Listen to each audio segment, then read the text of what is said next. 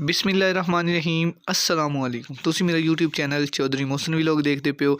अज दा मेरा मज़ेदार व्लॉग के दिसंबर दा लास्ट डे आ ते सारे लोग एक दूसरे विश करते पे, लेकिन मैं तो बारिश विश करने वास्ते तुहानू एक वीडियो बनाई है। मैं सोचा कि अपने दोस्तों के नाल अज बारिश विश करदा। बाकी रही गल कि असी लोगों ने ना ये लास्ट दिसंबर का दिन ना काफ़ी लोग एक दूसरे विश करते पे।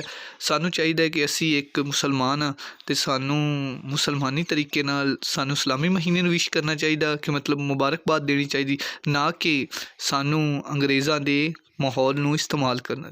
उम्मीद करदा कि तुसी सारे दोस्त मेरे नाल मैनू सपोर्ट भी करोगे तो मेरी गल ते एग्री भी, क्योंकि सानू इस्लामी महीने नू ही सपोर्ट करना चाहिए। इस्लामी महीने दो ही लोगों विश करना चाहिए। माशाअल्लाह साढ़े तो अज काफ़ी ज़्यादा बारिश हुई, काफ़ी ज़्यादा। मैं क्या चलो अज अपने दोस्तों के नाल दिसंबर की लास्ट दिनां की बारिश तुहाडे नाल भी विश करदा वां ते नाले कुछ यादां मेरियां बारिश के नाल रह जाणगियां, क्योंकि मैं क्या अपने दोस्तों के नाल अज दी बारिश शेयर करदा वां। काफ़ी ज़्यादा माशाअल्लाह रोमांटिक मौसम बनया होया सी। काफ़ी ज़्यादा लोग सुबह न चहल पहल करते हैं गाँव च। बारिश तो राती आई सी तो मैं क्या चल अपने दोस्तों के नाल शेयर कर देवां कि साडे गाँव दे विच अल्हम्दुलिल्लाह कि दिसंबर की पहली बारिश आ गई।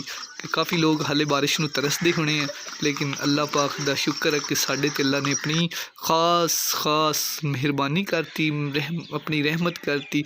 फसलों ते भी रंग आ जाएंगे ते लोगों ते भी, क्योंकि जिहड़ी बारिश हुंदी ना ये अल्लाह पाक दी बहुत वड्डी रहमत आ तो बहुत वड्डी नेमत आ।